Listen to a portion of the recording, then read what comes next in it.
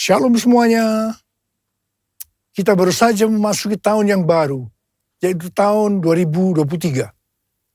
Kita baru saja meninggalkan tahun 2022. Tahun paradigma yang baru. Tahun di mana Tuhan membuat sesuatu yang baru. Yang lama sudah berlalu. Kita sedang melihat bahwa tahun 2023, pandemi COVID-19 masih belum berakhir. Perang Rusia-Ukraina yang masih berkelanjutan. Informasi tentang inflasi dan resesi ekonomi tahun 2023 diberitakan di semua platform media sosial. Mungkin ada yang bertanya-tanya, bagaimana dengan keadaan saya? Apakah keadaan saya akan lebih baik atau lebih jelek? Bagi saudara yang sedang bertanya-tanya seperti itu, saya katakan bahwa kita harus berpegang kepada firman Tuhan. Sesuai dengan Ratapan 3 ayat 22 dan 23 yang berkata, tak berkesudahan kasih setia Tuhan, tak habis-habisnya rahmat-Nya, selalu baru tiap pagi, besar kesetiaanmu. Berdasarkan ayat ini, kita harus percaya bahwa kasih setia Tuhan selalu baru setiap hari. Selalu baru tiap minggu. Selalu baru tiap bulan. Dan selalu baru setiap tahun. Karena itu saya mengajak saudara untuk memperkatakan ini. Tuhan, saya percaya. Bagi saya, tahun 2023 akan lebih baik dari tahun 2022. Karena kasih setia Tuhan selalu baru setiap pagi. Selalu baru tiap minggu. Selalu baru setiap bulan. Dan selalu baru setiap tahun. Kasih Tuhan tak berkesudahan. Tak habis-habisnya rahmat-Nya. Selalu baru setiap pagi. Baru setiap pagi, besar setiamu Tuhan, besar setiamu. Kasih Tuhan tak berkesudahan, tak habis-habisnya rahmat-Nya. Selalu baru setiap pagi, baru setiap pagi, besar setiamu Tuhan, besar setiamu, besar setiamu Tuhan, besar setiamu. Selain hal yang di atas, kita percaya bahwa tahun 2023 akan lebih baik daripada tahun 2022 adalah karena Ratapan 3 ayat 24 berkata, Tuhan adalah bagianku, kata jiwaku. Oleh sebab itu, aku berharap kepadanya.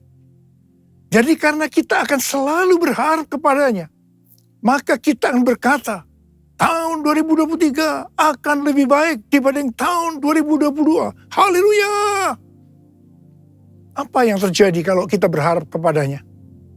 Yang pertama, sesuai dengan Yesaya 40 ayat 30 dan 31. Maka orang yang berharap kepada Tuhan akan mendapatkan kekuatan yang baru. Yang akan melebihi kekuatan orang-orang muda. Mereka seumpama Raja Wali yang naik terbang dengan kekuatan sayapnya. Mereka berlari dan tidak menjadi lesu. Mereka berjalan dan tidak menjadi lelah. Haleluya. Orang yang berharap Tuhan diperbarui kuatnya, terbang naik dengan sayap Raja Wali. Berlari tiada penat, berjalan tiada lelah. Ajarku harap kau Tuhan. Orang yang berharap Tuhan diperbarui kuatnya, terbanglah dengan sayap Raja Wali. Berlari tiada penat, berjalan tiada lelah, ajarku harapkan Tuhan. Yang kedua, hal yang terjadi kalau kita berharap kepadanya, sesuai dengan Mazmur 37 ayat 23 dan 24 yang berkata, Tuhan menetapkan langkah-langkah orang yang hidupnya berkenan kepadanya.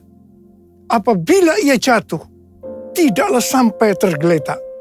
Sebab Tuhan menopang tangannya. Tuhan menetapkan langkah-langkah orang yang hidupnya berkenan kepadanya. Apabila ia jatuh, tak sampai tergeletak, sebab Tuhan menopang tangannya. Tangannya, tangannya, oh tangannya, tangannya, sebab Tuhan menopang tangannya. Apabila ia jatuh, tak sampai tergeletak, sebab Tuhan menopang tangannya. Sebab Tuhan menopang tangannya. Saudara, mari angkat tangan kita bersama-sama dan katakan, sebab Tuhan menopang tanganku. Sebab Tuhan menopang tanganku. Sebab Tuhan menopang tanganku. Sebab Tuhan menopang tanganku. Orang yang hidupnya berkenan kepada Tuhan adalah orang yang berharap kepada Tuhan. Bagi orang yang seperti itu, Tuhan akan menetapkan langkah-langkahnya. Dan apabila ia jatuh, tidaklah sampai tergeletak. Sebab Tuhan menopang tangannya. Perlu dicatat, sebagai orang-orang yang berkenan kepada Tuhan, kita bisa jatuh ke dalam berbagai macam kegagalan dan masalah. Tetapi Alkitab berkata, kita bisa jatuh, tetapi tidak sampai tergeletak. Sebab Tuhan menopang tangan kita. Katakan haleluya. Yang ketiga, hal yang terjadi kalau kita berharap kepadanya adalah sesuai dengan Yeremia 17 ayat 7 dan 8 yang berkata, diberkatilah orang yang mengandalkan Tuhan, yang menaruh harapannya pada Tuhan. Ia akan seperti pohon yang ditanam di tepi air, yang merambatkan akar-akarnya ke tepi batang air, dan yang tidak mengalami datangnya panas terik, yang daunnya tetap hijau, yang tidak khawatir dalam tahun kering, dan yang tidak berhenti menghasilkan buah. Haleluya! Yang keempat, hal yang terjadi kalau kita berharap kepadanya, sesuai dengan Mazmur 32 ayat 8 dan Mazmur 33 ayat 18, bahwa mata Tuhan tertuju kepada mereka yang takut akan Dia, kepada mereka yang berharap akan kasih setianya. Tuhan akan mengajar, menasehati, dan menunjukkan jalan yang harus kita tempuh. Tuntunan Tuhan ini akan kita mengerti hanya kalau mata kita tertuju kepada Dia. Alasan yang ketiga, mengapa kita berkata, kalau tahun 2023 akan lebih baik daripada tahun 2022? Karena hati kita melekat kepada Tuhan. Karena kita hidup intim dengan Tuhan. Dalam Mazmur 91 ayat 14 dan 16, Tuhan berkata, sungguh hatinya melekat kepadaku, maka aku akan meluputkannya. Aku akan membentenginya, sebab ia mengenal namaku. Bila ia berseru kepadaku, aku akan menjawab. Aku akan menyertai dia dalam kesesakan. Aku akan meluputkannya dan memuliakannya. Dengan panjang umur, akan kukenyangkan dia, dan akan kuperlihatkan kepadanya keselamatan daripadaku. Jadi kalau hati kita itu melekat kepada Tuhan, kalau kita hidup intim dengan Tuhan, maka yang pertama, Tuhan akan meluputkan dan membentengi kita terhadap sakit penyakit, panah api dari si jahat, jerat penangkap burung, kedahsyatan malam atau terror of the night, yang berbicara tentang penculikan, perampokan, pemerkosaan, pembunuhan, terorisme, peperangan. Dan hal yang kedua, Tuhan akan menjawab ketika kita berseru pada masa kesesakan. Yang ketiga, Tuhan akan memuliakan kita. Dan yang keempat, Tuhan akan memberikan panjang umur dengan berkat yang melimpah. Dan yang kelima, Tuhan akan memberikan keselamatan. Haleluya! And I love you,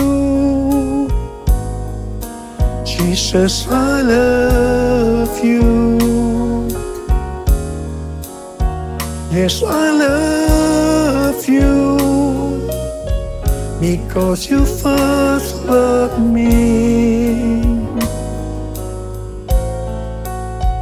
And I love you, Jesus, I love you. Yes, I love you, because you first loved me. Saudara, Tuhan Yesus yang mengasihi kita terlebih dahulu. Karena itu, dia menginginkan, dia merindukan kita mengasihi dia dengan segenap hati, dengan segenap jiwa, dan dengan segenap kekuatan kita. Mari katakan bersama saya, because you first loved me, because you first loved me, because you first loved me. Tuhan menuntun kita untuk memasuki tahun 2023 dengan memberikan tema bahwa tahun 2023 adalah tahun untuk bangkit. Jadilah pemenang. The year to rise up, be victorious. Tuhan memberikan ayat emas untuk tema tahun ini dari Efesus 5 ayat 14. Dan 2 Korintus 2 ayat 14. Mungkin ada sebagian orang ketika mendengar tahun 2023 adalah tahun untuk bangkit. Jadilah pemenang. Langsung pengertiannya adalah bangkit dari keterpurukan dalam bidang ekonomi, sosial, kesehatan, keluarga, sekolah, dan lain-lain. Apalagi menghadapi tahun 2023, di mana pandemi belum selesai. Perang Rusia-Ukraina yang belum berakhir, yang berujung kepada krisis ekonomi dan energi yang melanda dunia. PHK massal di perusahaan-perusahaan besar seperti Twitter, Facebook, disusul dengan Disney, Amazon, juga Rusia dan Inggris dinyatakan resesi. Banyak yang merasa takut, khawatir, dan panik.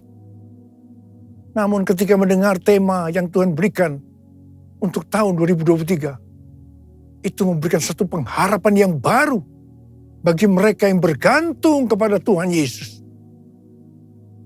Kita baru saja meninggalkan tahun 2022, yang berarti meninggalkan tahun paradigma yang baru. Selama ini kita merasakan bahwa cara-cara yang lama ketika memasuki tahun 2022 sudah tidak dapat digunakan lagi. Harus memakai cara yang baru yang Tuhan berikan kepada kita. Mungkin ada di antara kita yang justru mengalami kesulitan untuk menyesuaikan diri, sehingga mengalami frustasi, tertekan, tidak tahu apa yang harus diperbuat. Di tengah-tengah keadaan seperti itu, Tuhan berbicara kepada kita bahwa tahun 2023 adalah tahun untuk bangkit, jadilah pemenang. Saya percaya Tuhan memberikan kepada kita kekuatan untuk bangkit dan meraih kemenangan. Amin. Efesus 5 ayat 14 berkata, itulah sebabnya dikatakan, bangunlah, hai kamu yang tidur, dan bangkitlah dari antara orang mati, dan Kristus akan bercahaya atas kamu. Dalam pengertian bahasa Ibrani, kata bangkit diterjemahkan sebagai kum, yang memiliki pengertian yang sama dengan bahasa Inggris, rise dan stand. Yang menarik adalah kata kum juga memberi pengertian bahwa yang namanya bangkit itu adalah berdiri tegak. Bangkit dari mindset yang salah. Bangkit kepada jati diri sebagai murid Kristus. Di mana para murid diminta oleh Tuhan Yesus untuk bangun dan melihat tuaian jiwa-jiwa. John Wesley, Bapak Gerakan Metodis dan Kekudusan, memberikan komentar bahwa Efesus 5 ayat 14 ini menyiratkan pesan agar pengikut-pengikut Kristus selaku murid-murid Kristus juga bangkit dari ketidakpedulian kepada Tuhan maupun kepada diri sendiri. Supaya Efesus 5 ayat 14 itu terjadi, yaitu supaya kita bangkit dan bangun sehingga Kristus akan cahaya atas kita, maka kita harus melakukan Efesus 5 ayat 15 sampai dengan 21.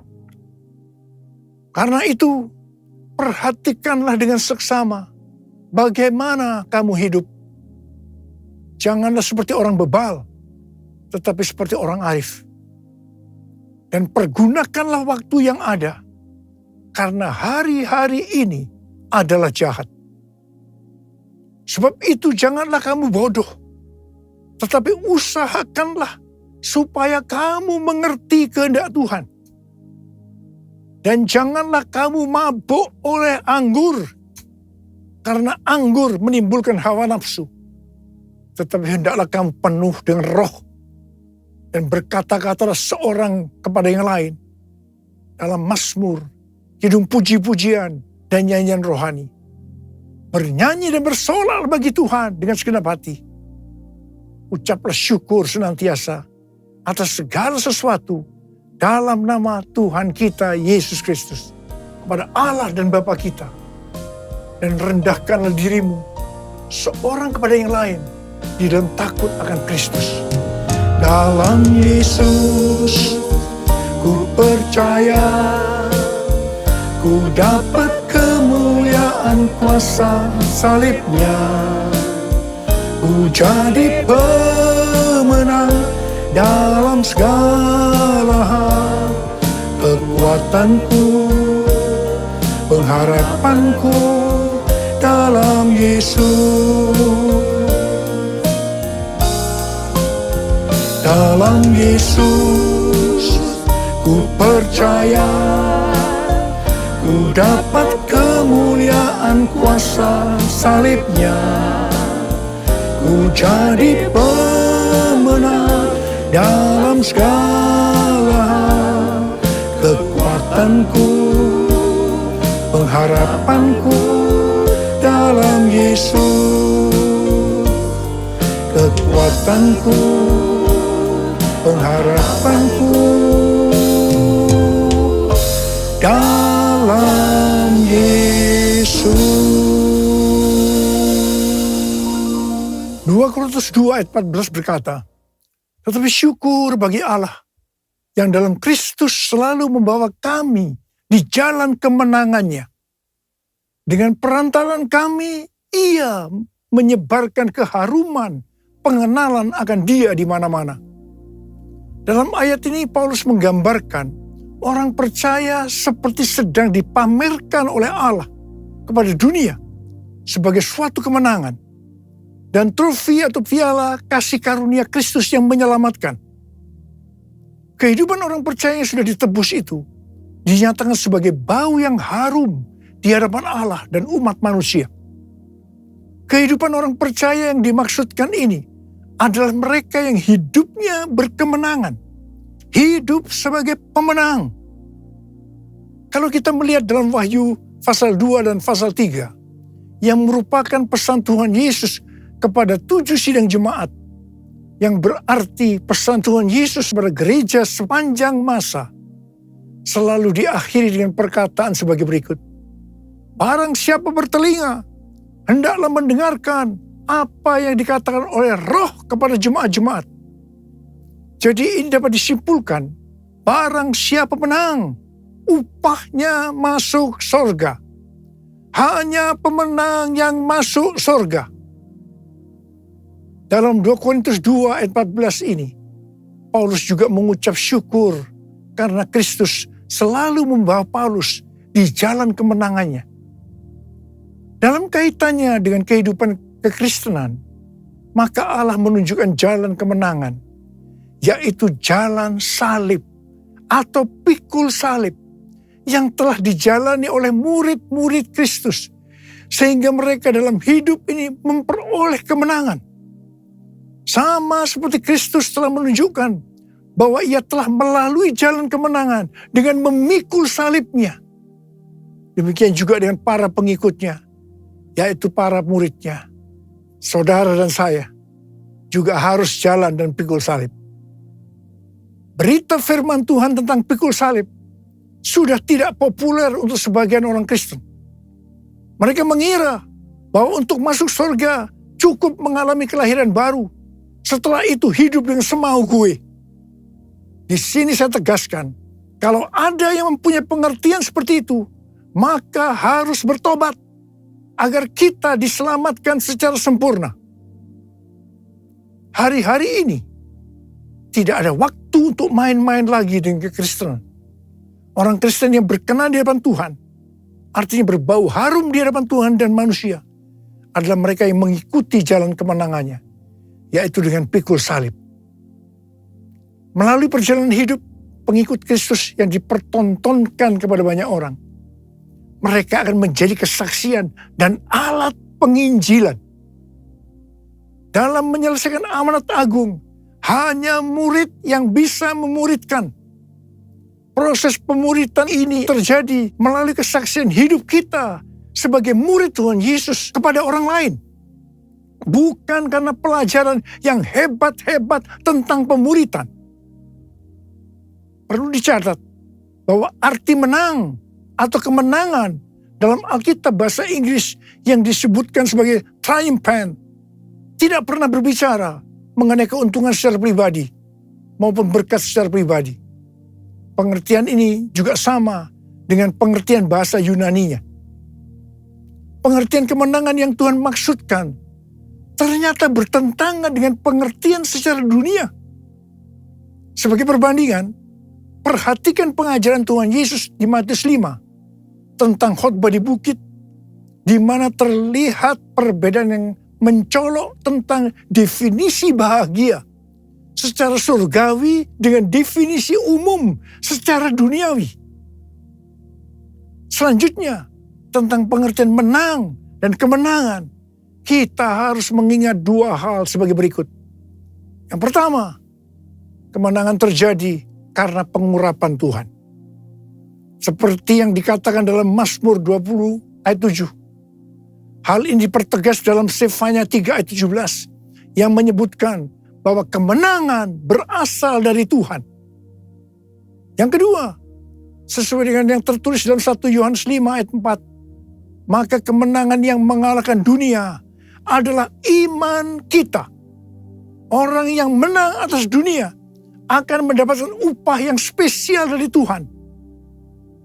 Seperti yang tertulis dalam 1 Yohanes 2 ayat 15 sampai dengan 17 yang berkata, "Janganlah kamu mengasihi dunia dan apa yang ada di dalamnya. Jikalau orang mengasihi dunia, maka kasih akan Bapa tidak ada di dalam orang itu. Sebab semua yang ada di dalam dunia, yaitu keinginan daging, keinginan mata, serta keangkuhan hidup, bukanlah berasal dari Bapa, melainkan dari dunia. Dan dunia ini sedang lenyap dengan keinginannya. Tetapi orang yang melakukan kehendak Allah tetap hidup sampai selama-lamanya. Karena itu, orang yang menang atas dunia ini akan mendapatkan hidup kekal selama-lamanya." Ku menang bersama Yesus Tuhan. Ku menang di dalam peperangan. ku menang atas segala setan. Haleluya, haleluya, ku menang. Dalam nama Yesus, dalam nama Yesus, ada kemenangan. Hey! Dalam nama Yesus, dalam nama Yesus, iblis dikalahkan. Dalam nama Tuhan Yesus, siapa dapat melawan? Dalam nama Tuhan Yesus, ada kemenangan. Ada kemenangan, ada kemenangan.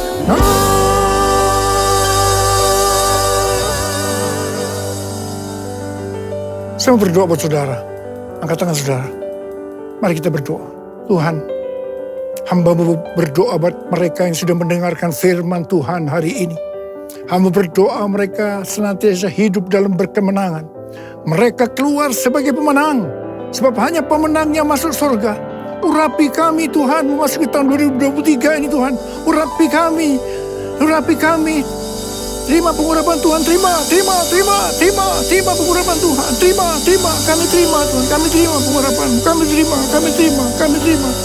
terima ya Abba. Kami terima, terima kasih. Dalam nama Yesus. Amin.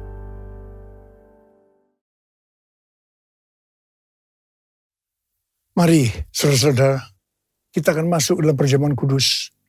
Kita akan mengingat ayat ini. Sebab setiap kali kamu makan roti ini dan minum cawan ini, kamu memberitakan kematian Tuhan sampai Ia datang. Perjamuan kudus adalah perjamuan Tuhan Yesus sendiri. Setiap kali kita masuk dalam perjamuan kudus, Tuhan Yesus selalu berbicara, biarlah ini menjadi peringatan akan aku. Peringatan akan aku. Karena itu mari arahkan hati kita kepada kebaikan Tuhan. Kita akan mengingat kebaikan Tuhan. Mari tundukkan kepala. Tuhan, siapakah kami sebelum kami mengenal Engkau? Kami semua orang berdosa. Upah dosa adalah maut, mati. Tapi Engkau yang tidak berdosa telah dijadikan dosa oleh karena kami.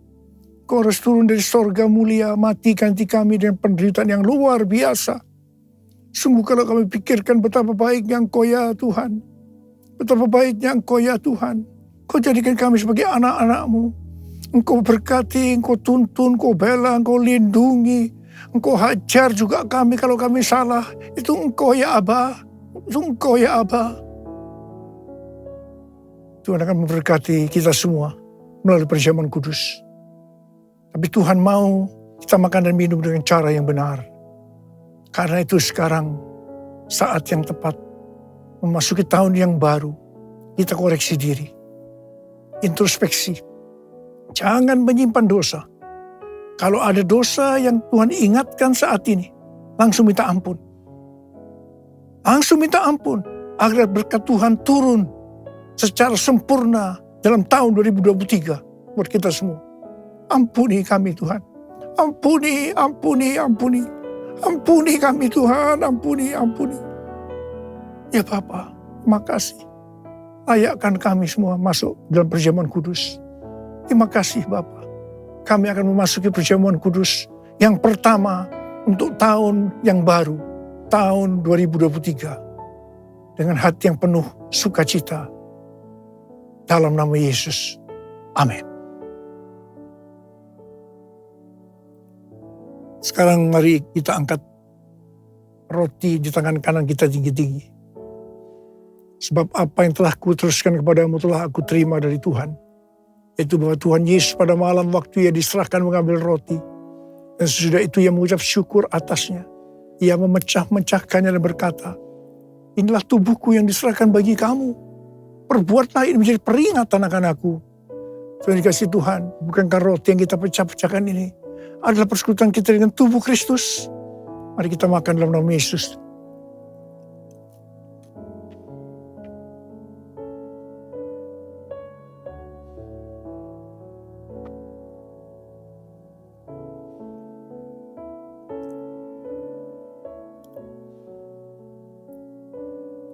Sekarang angkat cawan di tangan kanan kita tinggi-tinggi.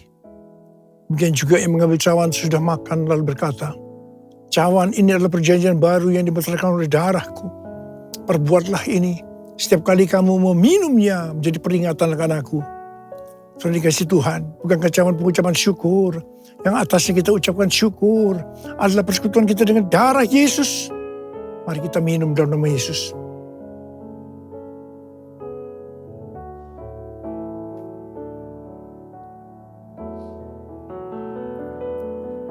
Mari kita angkat tangan kita. Ucapkan syukur dan terima kasih. Terima kasih ya Tuhan. Terima kasih ya Tuhan. Terima kasih ya Tuhan. Terima kasih ya Tuhan. Uralaba shikaralaba yaralaba laba. Uralaba kanama yaralaba. Terima kasih. Terima kasih. Tuhan, kami berdoa buat setiap anak-anak-Mu. Berkati mereka memasuki tahun yang baru, tahun 2023. Tuhan, Engkau menyembuhkan mereka saat ini. Angkat tangan saudara yang sedang sakit. Terima kesembuhan. Terima kesembuhan. Terima. Sembuh dalam nama Yesus. Sembuh dalam nama Yesus. Sembuh dalam nama Yesus. Dipulihkan dalam nama Yesus. Mujizat terjadi dalam hidupku. Mujizat terjadi dalam hidup. Terima kasih, Bapa. Terima kasih. Terima kasih. Terima kasih, Bapa. Terima kasih. Dalam nama Yesus kami berdoa. Terima kasih. Terima kasih Yesusku, terima kasih Yesusku. Puji syukur hanya bagi Tuhanku. Terima kasih Yesusku, terima kasih Yesusku. Puji syukur hanya bagi Tuhanku. Terima kasih. Terima kasih Yesusku, terima kasih Yesusku. Puji syukur hanya bagi Tuhanku. Terima kasih Yesusku, terima kasih Yesusku. Puji syukur hanya bagi Tuhanku. Puji syukur hanya bagi Tuhanku. Puji syukur hanya bagi Tuhanku. Makasih Abah. Terima kasih. Terima kasih. Dalam nama Yesus. Amin. Saudara, saya mengucapkan kepada saudara semua, selamat tahun baru 2023. Tahun untuk bangkit, jadilah pemenang. The year to rise up, be victorious. Tuhan Yesus memberkati saudara berlimpah, limpah, limpah. Amin. Angkat tangan saudara, kita terima berkat Tuhan. Kasih karunia berlimpah, limpah daripada Allah Bapa dan Anak yang tunggal Yesus Kristus. Persekutuan yang manis dengan Roh Kudus menyertai sekalian mulai hari ini. Sampai Tuhan Yesus datang menjemput kita di awan-awan dan bahkan sampai selama-lamanya. Yang percaya bersama-sama katakan, Amin.